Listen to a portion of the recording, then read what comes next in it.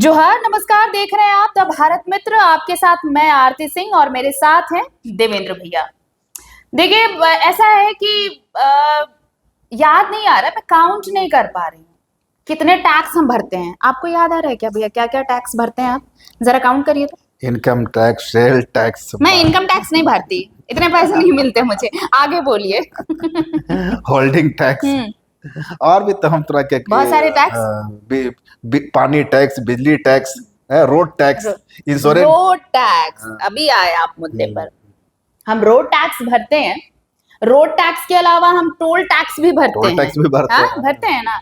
और अब तो कुछ ऐसा निकल गया है कि बाइक भी लेकर जाइएगा तो आपको वो टोल टैक्स आपको पे करना होगा। 4 व्हीलर तो आप छोड़ दीजिए। लेकिन रोड टैक्स भरने के बाद भी क्या, मैं सिर्फ झारखंड की बात नहीं करूंगी, अभी बाद में आएंगे झारखंड पे, लेकिन पूरे देश आप घूम लीजिए, पूरा देश घूम लीजिए। क्या जो हम जिस रोड के लिए टैक्स पे करते हैं उसके मुताबिक हमें वो रोड मिलता है क्या? हमें वो सड़कें मिलती हैं क्या? जब हम रोड के लिए टैक्स पे करते हैं तो हम फिर गड्ढों से क्यों गुजरे? हम फिर वो पानी भरे लबालब तालाब से क्यों गुजरे भाई? ये सवाल क्या कभी आपने और हमने पूछा है सरकार से? शायद नहीं, क्योंकि हमारे लिए वो मुद्दा ही नहीं होता है। जब होल्डिंग टैक्स का भुगतान करते हैं तो कचरा हमारे घर में पड़ा क्यों रहता है? और छोड़िए, जब होल्डिंग टैक्स हम भर रहे हैं तो पानी समय पर क्यों नहीं आता है? वाटर कनेक्शन के लिए भी तो आप लेते हैं ना भाई होल्डिंग टैक्स, इसीलिए तो आप करवाते हैं। वाटर टैक्स लेते हैं। हाँ, वाटर टैक्स है, फिर भी आप पानी क्यों नहीं देते? बिजली कहते हैं निर्बाध आपूर्ति रहेगी बिजली की। आज सुबह से मुझे ये सुबह से लग रहा था कि मैं 3 घंटे से इंतजार कर रही थी कि बिजली आएगी, और वो आ रही थी, फ्रिक्शन ऑफ सेकंड्स रह रही थी और चली जा रही थी। तो मुझे ये लग रहा था कि ये सवाल हम क्यों नहीं पूछते हैं कि जो बेसिक चीजों के लिए जिन टैक्स को हम भरते हैं कि हमें ये सुविधाएं मिले। पैसा तो कायदे से जमा होता है सरकार के घर में, लेकिन सरकार हमें देती क्या है इसके बदले में?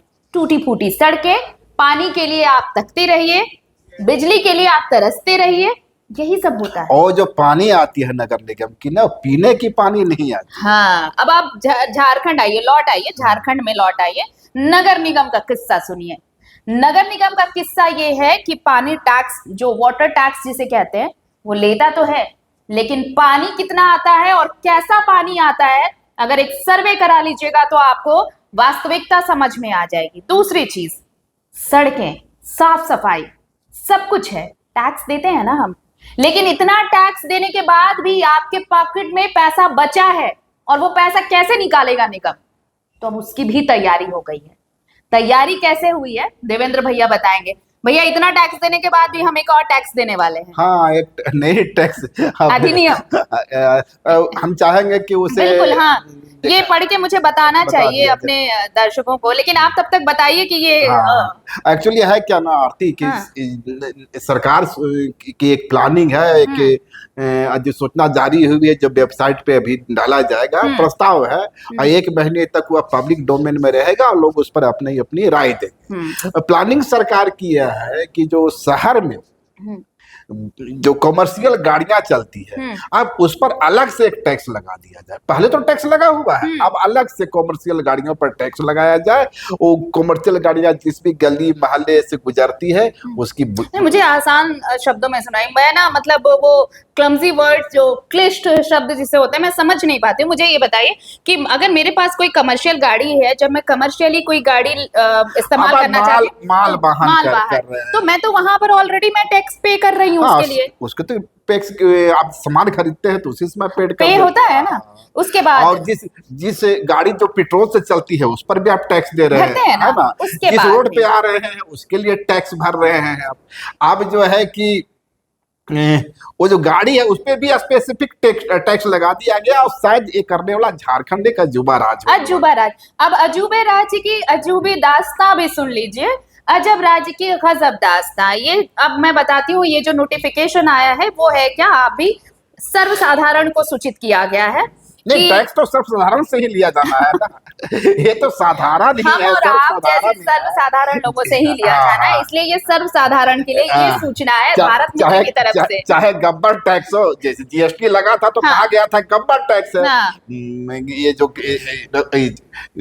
जो राहुल गांधी इसे गब्बर टैक्स गब्बर बताया टैक्स, है। हाँ हाँ हाँ। अब सवाल है कि हेमंत सरकार या अफवाह सरकार यहाँ कॉमर्शियल वाहनों पर, जो नगर निगम में जितने कॉमर्शियल वाहन है उस पर टैक्स लगाने जा रही है, तो इसे कौन सा टैक्स कहा जाए? चलिए अब आपको नोटिफिकेशन हम सुना देते हैं क्योंकि ये आपके काम की चीज है। सर्वसाधारण को सूचित किया जाता है कि नगर विकास और आवास विभाग झारखंड रांची द्वारा झारखंड नगर पालिका मार्ग यानी पथ कर नियमावली, ध्यान से सुनिएगा, नियमावली 2025 का प्रारूप प्रकाशन किया जा रहा है। ये जो है इसे वेबसाइट नाम दिया गया है, देखिए वेबसाइट का नाम है ये जो आप स्क्रीन पर आप देख पाएंगे, वैसे मैं पढ़ भी दूं आपको कि udhd.jharkhand.gov.in/ के नोटिस सेक्शन में उपलब्ध है।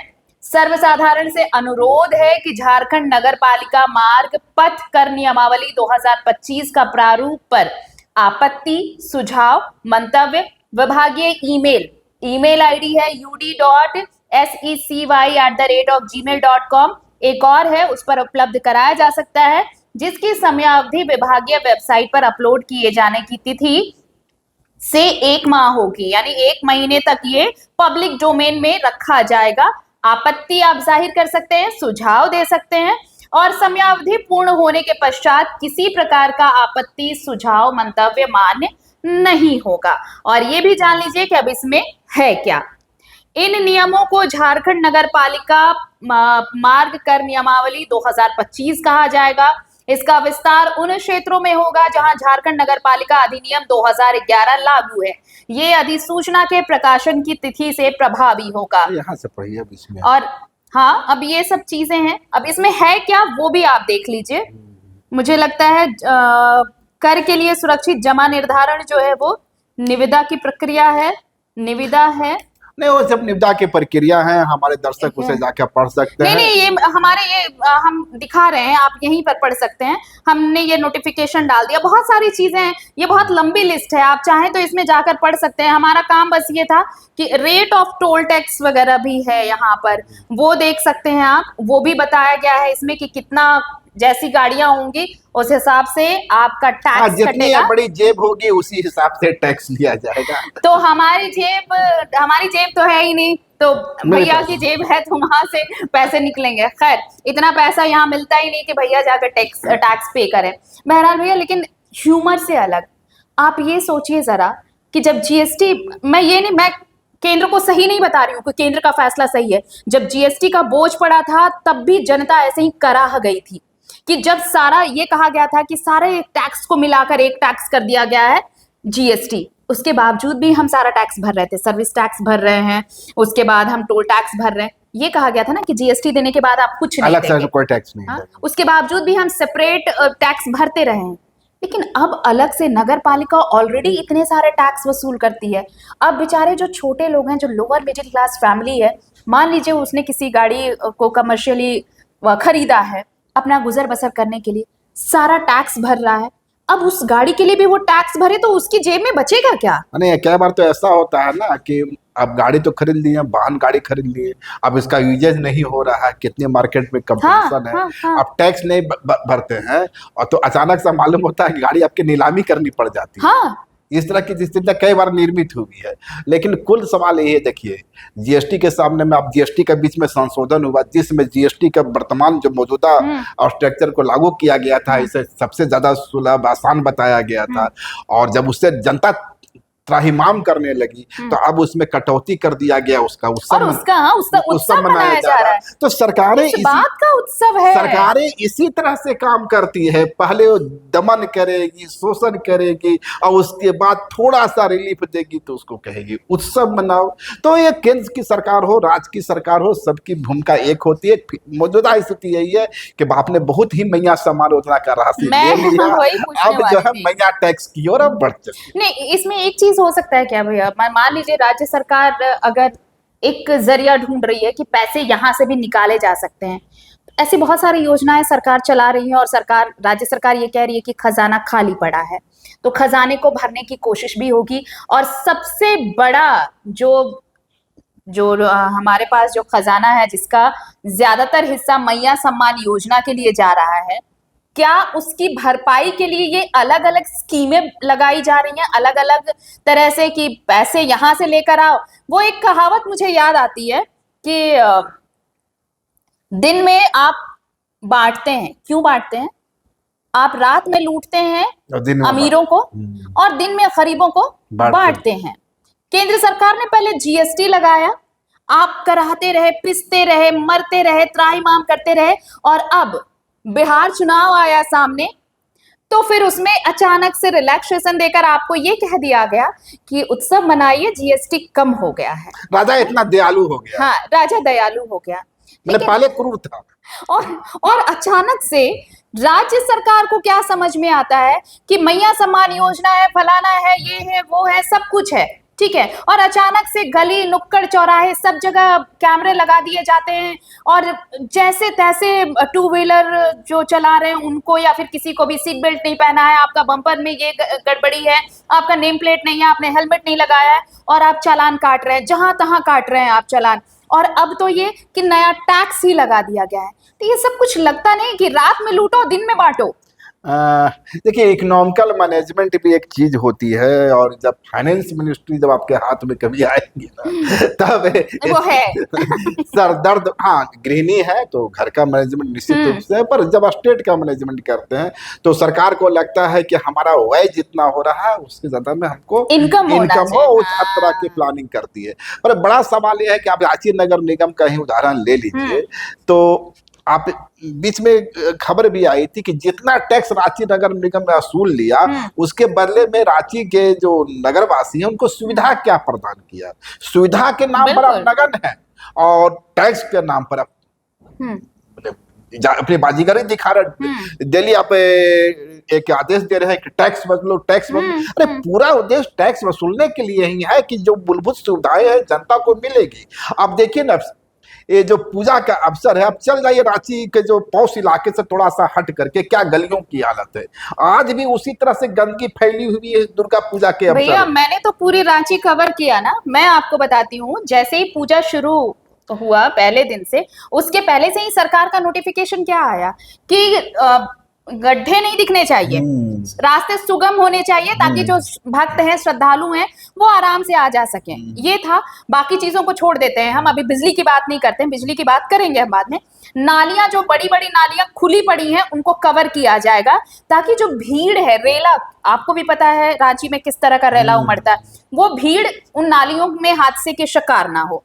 लेकिन आप चलिए मेरे साथ में, तो तस्वीरें रोज हम दिखा रहे हैं कि वो तस्वीरें आप देखिए। कल भी जब मैं रात में निकली, बजा रही हैं, नालियां खुली पड़ी हैं, रास्ते जो गड्ढों से भरे पड़े हों उनमें पानी भरा पड़ा है। भाई इंद्रदेव अलग मेहरबान है, वो अश्विन माह में भी इतनी बारिश करा रहे हैं, लोग मेला वाला सही से देख नहीं पा रहे। लेकिन इसमें सरकारें क्या कर सकती थी, निगम क्या कर सकता था? कम से कम आप बंदोबस्त करते। अगर भोज के दिन आप कोहड़ा नहीं रोक सकते हैं ना, अगर ऐसा तो नहीं है कि अचानक से दुर्गा पूजा आ गया और अचानक से श्रद्धा, इसके बाद तुरंत दिवाली आएगी, तुरंत छठ आएगा। ये त्योहारों का मौसम है और नगर निगम की तैयारी आप तैयारी ये करते हैं कि टैक्स वसूल लेना है। आपने हर कुछ समय पर, आपने ये भी कर रखा है कि अगर समय पर टैक्स नहीं दिया तो फाइन के साथ आप टैक्स पे करिए। फिर ये सड़क को कौन चमकाएगा? फिर ये बिजली निर्बाध आपूर्ति कौन करेगा? फिर उन नालियों को कवर अप कौन करेगा? शहर में स्वच्छ पानी कौन उपलब्ध करवाएगा? 25 वर्ष के झारखंड में आप स्वच्छ पानी और नगर निगम के जो पानी आपूर्ति हो रही है, मजाले कोई पी करके दिखावे हमको कि हम पी लेते हैं इस पानी को, पीने लायक पानी नहीं है। रॉबिन हुड से स्टोरी है कि आप रात में लूटिए और सुबह में बांट दीजिए। तो ये चाहे वो केंद्र में हो या राज्य में हो, जरा तो जनता का ख्याल करिए कि पब्लिक टैक्स दे देकर परेशान है। अगर इस तरह से टैक्स थोपा जाता रहेगा तो फिर यहाँ भी होगा भैया। जैसे केंद्र ने इतने दिनों बाद जीएसटी से राहत देकर कहा उत्सव मनाइए, फिर तैयार रहिए कि कुछ दिन झेल लीजिए। चुनाव का वक्त आवेगा, अभी 4 वर्ष देरी है, चुनाव का वक्त रिलैक्स मिलेगा। जैसे देखिए, जब ड्राइविंग थी, वाहनों से चनाल काटे जा रहे थे, धड़ाधड़ काटे जाए, एक माने जितनी की उसकी वाहन नहीं, उससे ज्यादा के चलान कट गया। जब हंगामा खड़ा हुआ तो देखिए आजकल वो निष्प्रभावी है, अभी चल रहा है। हाँ। नहीं, अब उस पर उस तरह का एक्टिविटी नहीं हो रही है, इस तरह चलान वगैरह के, तो इस पर भी विवाद खड़ा होगा। बिल्कुल होगा विवाद, क्योंकि देखिए सबसे बड़ी बात है, अगर यहाँ पर अपने राज्य की जीडीपी भी देख लें और यहाँ पर बिलो पॉवर्टी लाइन भी अगर आप देख लें, तो आपको अंदाजा लगेगा कि अभी लोगों के लिए काम करने की जरूरत है, लोगों से अपना खजाना भरने की जरूरत नहीं है। जो चीजें पहले से सरकारें कर रही हैं, उन्हीं चीजों को बेहतर कैसे बनाया जाता है, इस पर काम होने की जरूरत है। लेकिन इन सब चीजों को एक तरफ रखिए, आपकी जेब ढीली करने का हर बार एक नया तिकड़म लगाया जाता है, नई योजना लाई जाती है। इस बार नई योजना है कमर्शियल जो वाहन है उन पर टैक्स लगेगा, जैसे आप होगा क्या, कमर्शियल वाहन यदि टैक्स पेड करेंगे तो माल की जो ढुलाई है वो महंगा हो जाएगी, महंगी होगी। तो जब माल की ढुलाई महंगी होगी तो हम माल परचेज हम ज्यादा महंगा करेंगे, सब कुछ महंगा होगा, तो सब कुछ महंगा होगा। तो केंद्र सरकार ने जो राहत प्रदान की है, राज्य सरकार उसे परिपूर्ण कर रही है, पूर्ण कर रही है। चलिए अब आप भी तैयार हो जाइए, अगर नया टैक्स भरने वालों की कैटेगरी में अगर आप हैं। और फिलहाल उस वेबसाइट पे चले जाइए, और यदि आपको लगता है कि सरकार का की जो पॉलिसी है उसमें कमियां है तो उस पर अपनी राय दीजिए। बिल्कुल, और देखिए 1 महीने का वक्त है, आपत्ति भी मांगी गई है, सुझाव भी मांगे गए हैं, तो आप अपनी आपत्ति और सुझाव यहाँ दर्ज करा सकते हैं। तो जाइए, दो वेबसाइट के 2 आईडीज डाले हुए हैं, हम भी पूरा नोटिफिकेशन हमने भी डाला, आप वहां से भी कॉपी कर सकते हैं, और आईडी हम भी अपने जो चैनल है उस पर हम फ्लैश कर रहे हैं, आप वहां से ले सकते हैं। जाकर देखिए, समझिए कि क्या है। हालांकि इतना समझने के बाद यही समझ आएगा कि आपको टैक्स पे करना है। बहरहाल, नमस्कार, जोहार।